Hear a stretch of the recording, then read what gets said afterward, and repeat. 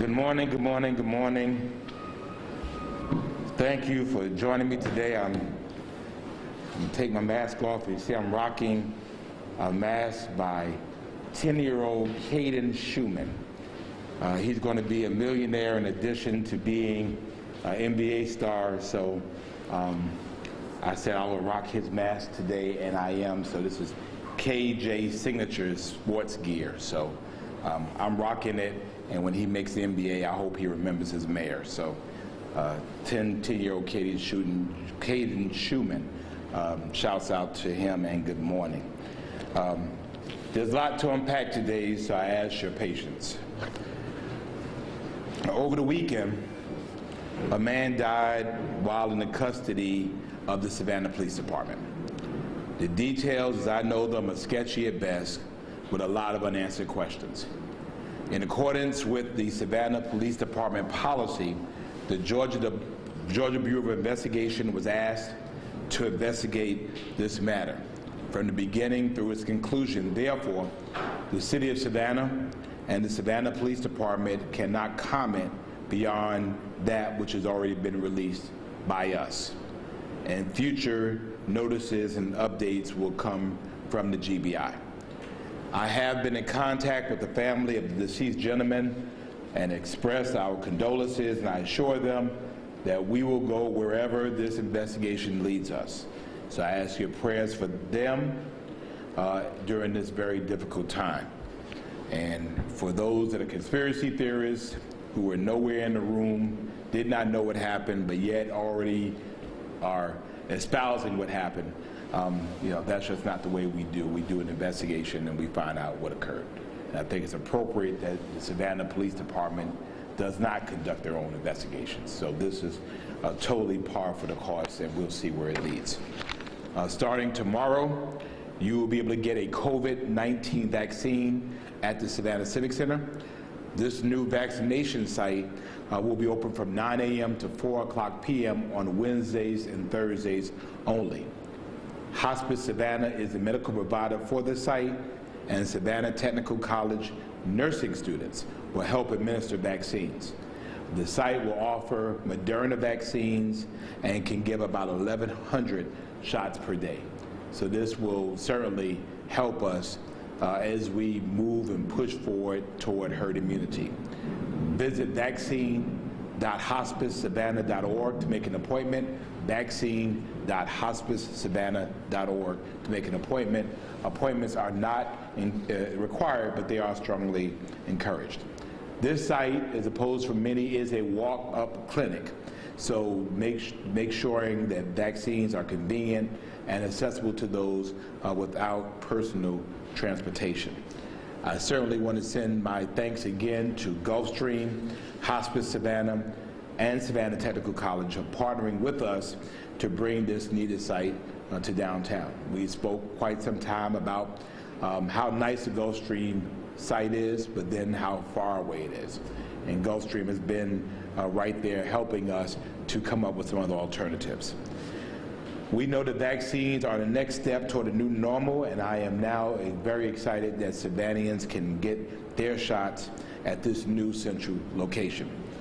I'm scheduled to get my second vaccine on Friday, so if you want to see some real bravery and heroism, we'll make sure that we'll make that available to you. If you prefer to use Savannah's drive-through mass vaccination site on the Gulfstream campus, it's open Tuesday through Saturday from 8 a.m. to 5 p.m. Tuesday through Saturday from 8 a.m. to 5 p.m. And the address, of course, is 2 Innovation Drive. You do not need an appointment to get a shot, but you can make one if you prefer by visiting myvaccinegeorgia.com. myvaccinegeorgia.com. I was happy to accompany Senator Raphael Warnock and Senator John Ossoff on the tour of this facility last Tuesday. They were extremely impressed, and I appreciate their interest in our community. If you are looking for a COVID-19 vaccine appointment at a pharmacy or local health department, visit dph.georgia.gov, dph.georgia.gov, and click on the COVID-19 vaccine. You will see options to register for an appointment at several major pharmacies, like Walgreens and Walmart and other local providers. Don't forget, though, to share your vaccine photos on social media using the hashtags VAX, V-A-X, up Savannah, and of course, hashtag Savannah Strong. We are working to bring another vaccination site to another area of Savannah next week. More details to come on that. The most recent data from the Coastal Health District shows Chatham County's 7-day rolling average of new COVID cases is 28.7. And of course, the last time we have seen averages in the 20s was in November of 2020. Our percentage of positive tests is 5.4, which is considered a moderate rate of positivity. And as of yesterday, fewer than 30 people were hospitalized with the virus in Chatham County.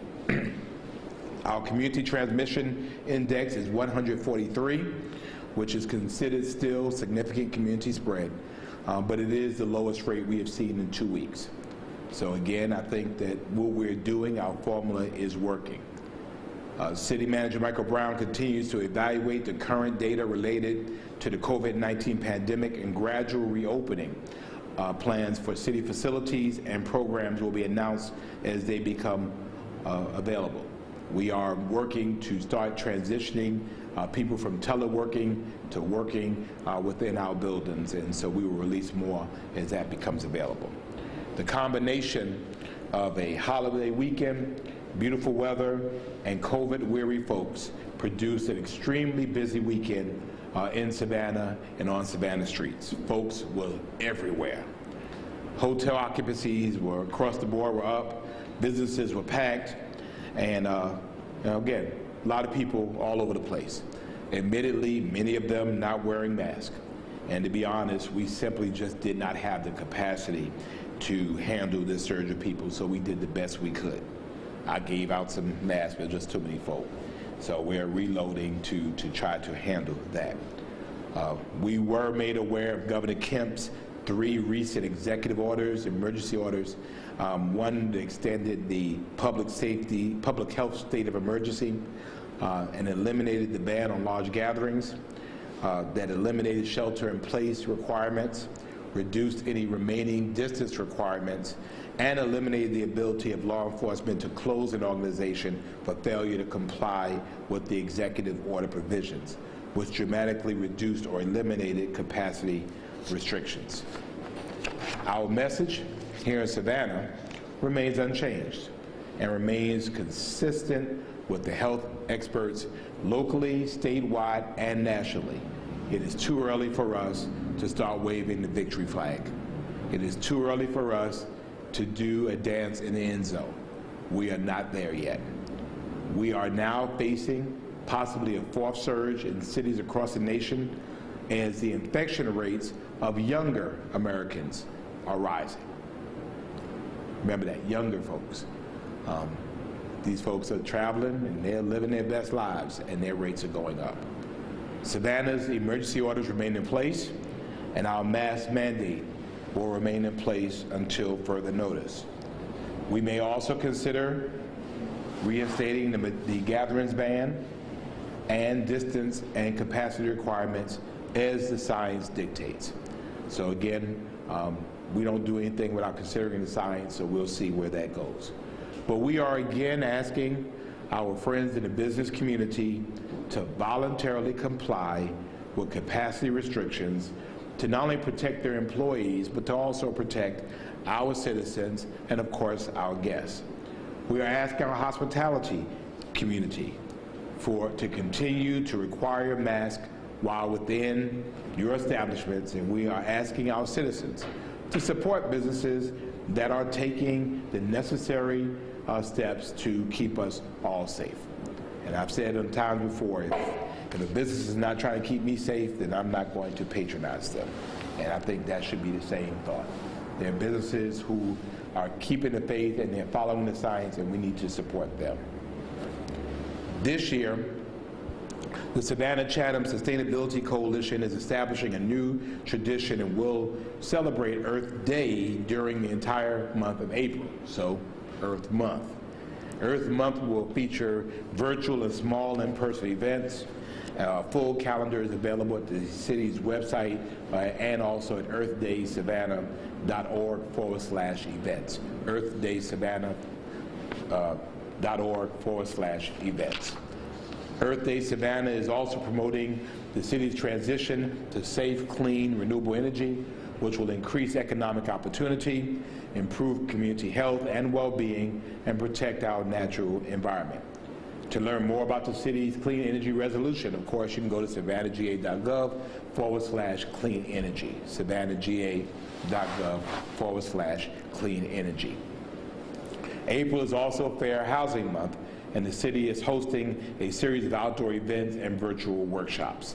Next Saturday is the Fair Housing Parking Lot Palooza Resource Fair at the Pennsylvania Avenue Resource Center, better known as Park.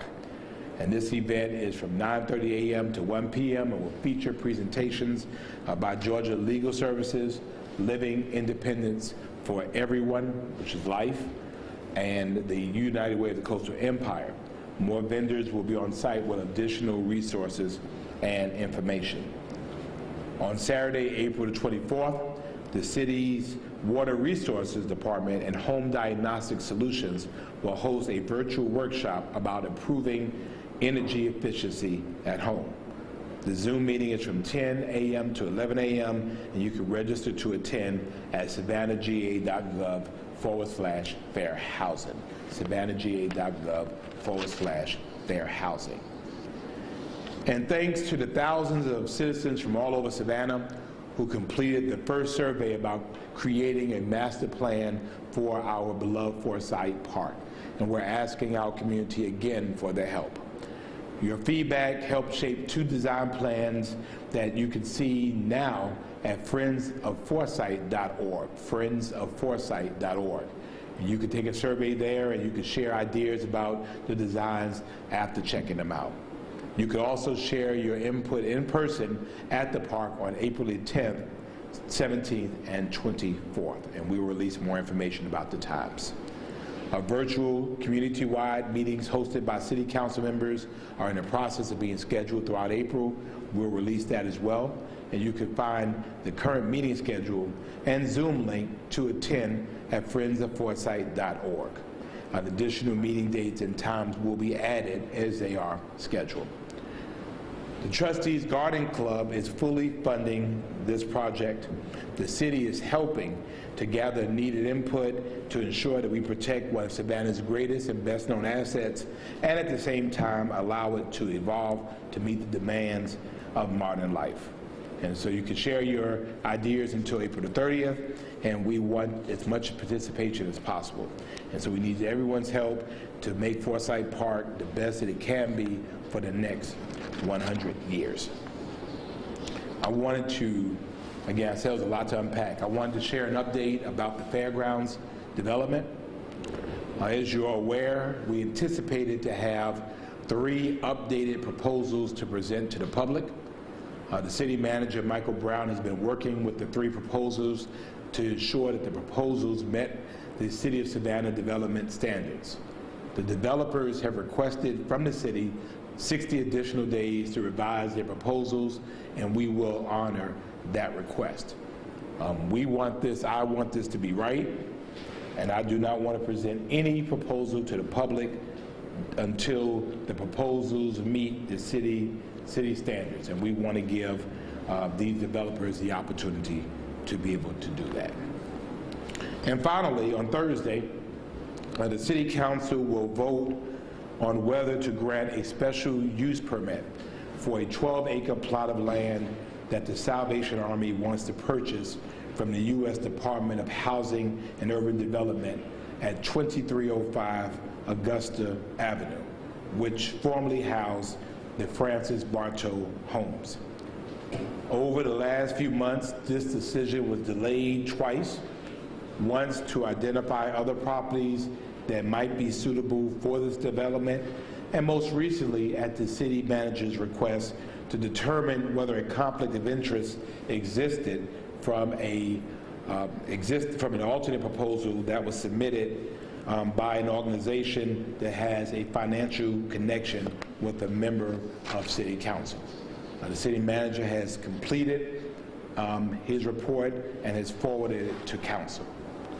But in the ensuing days and months, there has been misinformation, diversion, and in some cases downright lies. And I've been very quiet about this, but at some point you just have to put the facts where they are. And this lies about this land, the process, and really what is before the Savannah City Council, which has divided these sister communities. And then since then, other folks have gotten involved as well, and some perpetuating the aforementioned untruths. So I wanted to take the opportunity to present the facts as they are, as I know them, and the council will vote the way that they will vote on Thursday, and then we will move on.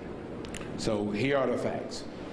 First of all, and probably most important of all, the City of Savannah does not own this property.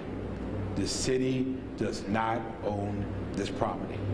It is owned by the U.S. Department of Housing and Urban Development through the Housing Authority of Savannah. So any sale or any use of this property must be approved in advance by HUD. So we've seen plans floating around. The reality is I can't go to your house and plan for your house. Likewise, you can't plan for property you don't own. The City of Savannah has never planned for that property because we don't own the property. It is owned, as I said, by HUD and the Housing Authority of Savannah. Secondly, this property is already properly zoned. It is zoned community business. So a rezoning is not necessary. And what we're hearing is not a rezoning. What we are hearing is an application or petition for what's called a special use permit. And a special use permit details additional criteria that must be met in order for the use to be allowed. So this is already zoned for it, but this is a special use permit. In this case, the special uses in what was called NUZO, our new zoning ordinance, was already detailed by the community, particularly about the types of things that they would want to see on properties like this. And in this particular case, issues like affordable housing and training opportunities were specified by the community in the development of the NUZO, and that's all public record. Thirdly, the Bartow property, owned by HUD, is adjacent to the property, known as the 10 Block Racetrack, where in 1859, the largest recorded slave auction in American history occurred. And we're familiar with the story. 436 men, women, and children were separated from their families and scattered across the country, never to see one another again. This sale is known as the Weeping Time, and it occurred on the 10 Block Racetrack. The Bartow property, owned by HUD, and the 10 Block Racetrack property, currently on the site known as Bradley Plywood, are not the same property. They are two different pieces of property. Although it is not clear whether ingress and egress were used to and from the 10 Block Racetrack and cross the Bartow property, we are not talking about the same site. And we will release that map to you from the NPC that clearly shows the distinction. According to the Metropolitan Planning Commission, the center of the proposed Salvation Army property is approximately 800 feet from the Bradley Plywood property. The center of the Salvation Army proposed property is 800 feet from this property and about 350 feet from property line of the Bartow property to property line of the Bradley Plywood property. So I think, again, you've heard many people say things to the contrary. And again, my purpose today is not to render an opinion, but is to tell the facts. So when people try to mix it, oh, you know, this is sacred land and this is where it has occurred, it is not. And I think the historians are very, very clear about where the racetrack was. It's also important to note that the Bradley Plywood property where the weeping time occurred is currently not only privately held, but it's also zoned light industrial. It's a totally different zone. Whereas the property across the street, which is the Bartow property, is zoned community business. The record will show in 2005 the structure known as the Franco Bartow homes were demolished. So this property has now been vacant for 16 years. The property has been vacant. And as I understand it, people had the opportunity to be able to offer proposals to the Housing Authority of Savannah. In January of 2015, the Housing Authority of Savannah received a proposal from the Savannah chapter of the Salvation Army for the construction of the currently proposed facility. And at the time, and I do remember it, meetings were held with resident groups and elected officials, including Mayor Edna Jackson, including former Commissioner Dr. Priscilla Thomas, and yours truly in the capacity of District Alderman, and we at the time all indicated support for this project. In June of 2015, the Housing Authority of Savannah Board of Commissioners endorsed this project via resolution. 2 years later, in November of 2017, HUD approved the Salvation Army's application, and in February of 2018, the purchase and sale agreement was executed between the Housing Authority of Savannah and the Salvation Army. The long-established and city-recognized neighborhood associations on both sides of this property, the Woodville Community Action Organization and the West Savannah Community Organization, have both publicly endorsed this project and have notified council of their support. The Salvation Army has executed separate neighborhood benefit agreements with the adjacent neighborhoods, the West Savannah Community Organization and the Woodville Community Action Organization, in which the Salvation Army commits to providing transitional shelter programs for families and individuals. That's important to say, families and individuals, which they cannot serve now. Maintaining a food pantry and holding food drives for both neighborhoods, partnering with Moses Jackson Center and other agencies to provide job training and transportation to these agencies for residents of Woodville and West Savannah, seats on the advisory boards for both neighborhoods, providing transportation to doctor's appointments, job training, and other social services, assisting with utility bills, delinquent rentals and ID cards, meals for the community, a job fair for people of West Savannah and Woodville to help to construct this complex when it's ready, and providing access and space behind the property that can be developed as a memorial of the weeping time, which was very important to both neighborhoods, West Savannah and Woodville. They wanted some type of memorial to the weeping time property, and the Salvation Army folks agreed to do so. Again, you can't put a memorial on property that you don't own, so right now the actual Tim Brock racetrack is not even in play. Further, in conjunction with their practices and the City of Savannah's non-discrimination ordinance, the Salvation Army has indicated that, consistent with their practices, that they will not refuse anyone or deny anyone of their services because of any discriminatory reason, to include sexual identity or orientation. So those are the facts. Again, I did not wish to offer an opinion. The time that we vote will be the time that we show our opinion of this. And so I'll let my vote do my talking. And the members of the council, at the end of the day, everything in the public is one thing, the vote is something different. But if the property does not receive the special use permit from council, either the property remains vacant until the Salvation Army builds what it's zoned for, high-density, low-income housing. And I've heard people saying, well, we don't want to bring more poverty into the neighborhood. Well, building high-density, low-income housing brings more poverty into the neighborhood. I mean, that's just, what it is. Which is currently zoned for, does not require council approval, or some other purpose is approved by HUD and the Housing Authority.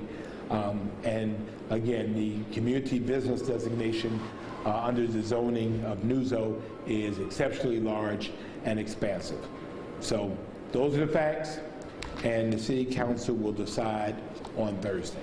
And then we will move forward as a community no matter what the council decides. So that ends my very long comments for today. Again, I told you I had a lot to unpack, and we'll entertain any questions you may have. Thank you.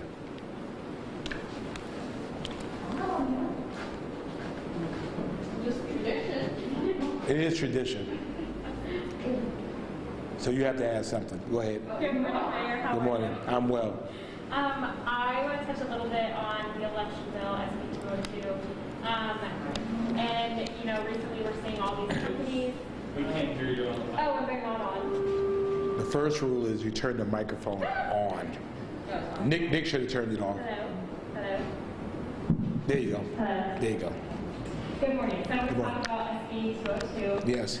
All these companies coming out voicing disagreement with it. Yes. I've spoken to some Republicans, some Democrats. Common ground is that, MLB moving their all-star game, they seem to all understand it's a huge economic impact, the difference. $100 million to Cobb County in Georgia. Yes, and their difference is whether or not they believe taking that stand is worth it or not. So any comment about that? Well, I think that decisions have consequences. And, there was a direct cause and effect to the results of the elections and the rush of the General Assembly to pass sweeping election reform. You could talk about limiting drop boxes. You could talk about moving them inside. You could talk about not being able to give somebody water in an election line. But the provision that really was interesting to me was that, and it's not talked about as much, there's a provision that the state could take what they call underperforming election, basically take over election districts and take them over. I mean, what does underperform mean? And essentially, can the state come in over a duly qualified and elected election board and say, we think you're underperforming, we're taking this over? And so, again, I think that businesses speak with a very loud voice in Georgia, and it's very clear that Governor Kemp and the folks in Atlanta listen to businesses. I have not had a Coke product in quite some time. That's including Coke and Fanta and the iced tea and the Dasani water and all these other great things that I really, really like. And I haven't been in a Home Depot. And as much as I love my medallion miles, I haven't been on Delta Airlines. And these are personal choices. I'm not calling for people to do that. But I do understand that even since then, these businesses have very clearly clarified their position. And so I think it's unfortunate. Again, Georgia is making news again for all the wrong reasons. We should be making news for being progressive. We should not be making news for being draconian. And so in my mind, there was no need for this. You don't fix something that is not broke. You don't create a solution and then find the problem. It is very clear from all parties involved that we've had among the safest and securest election in which more people voted than ever before. And now we're trying to take away opportunities for people to vote. So it is what it is. I think that this just empowers people to vote more. But in the meantime, the fallout is endless. And again, I'm not asking for Savannahans to do any boycotts. Boycotts hurt people. Personally, though, I just make some personal choices, and I hope they get it together.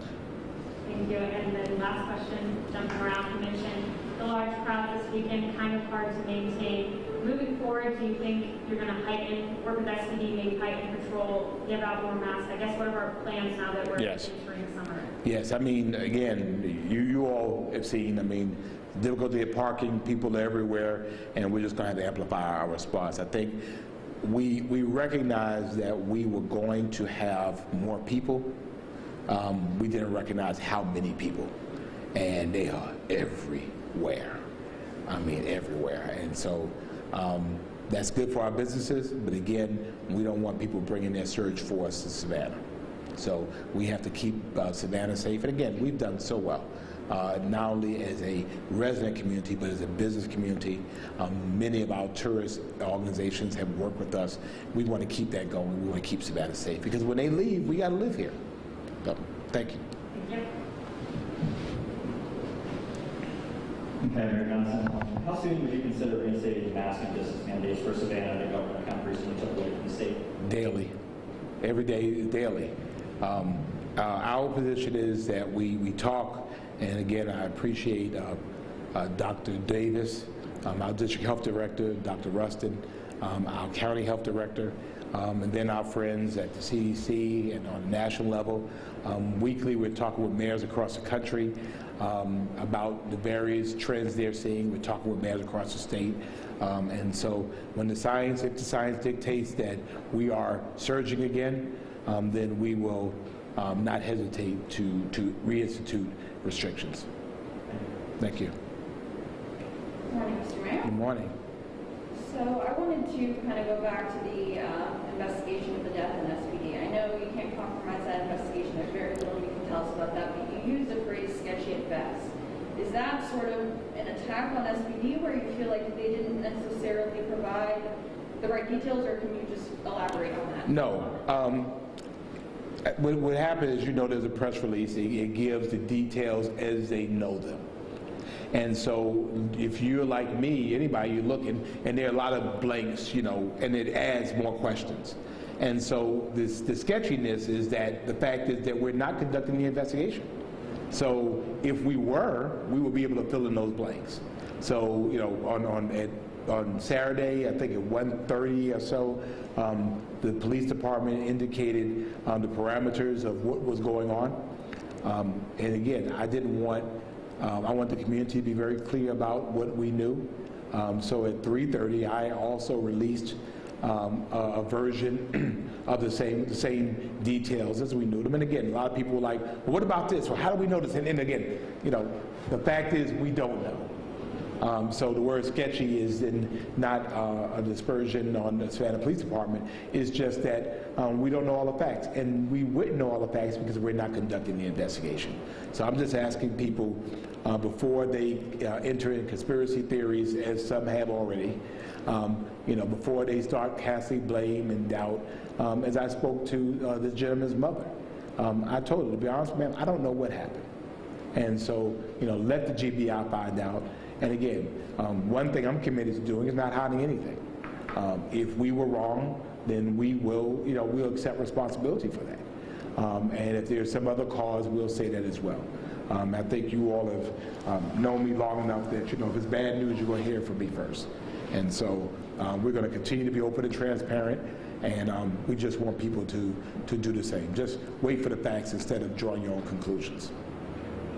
And then touching back on some of the governor's order, for you, what would it take necessarily to pull back on a majority of restrictions? I know that you follow the science, but for you, what is a comfort level in terms of kind of returning back to normal?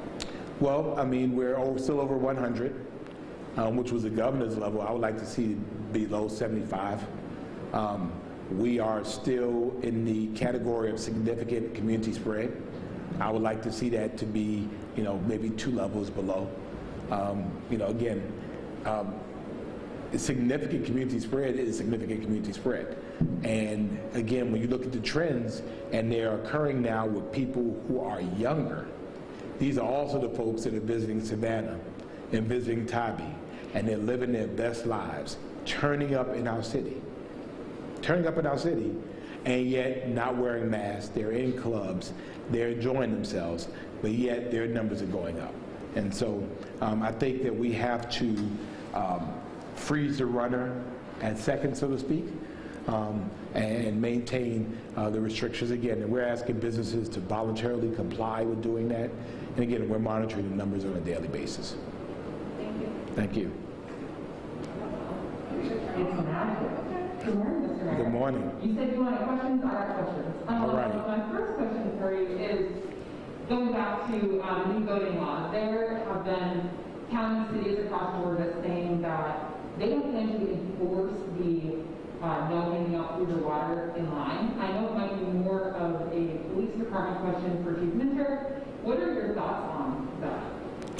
Well, you know, the law in Savannah, the charter, says that the mayor is in charge of the police department on election day. And I'll leave it at that. The mayor, not the city manager, is in charge of the police department on election day. Period. So I hope that answers your question.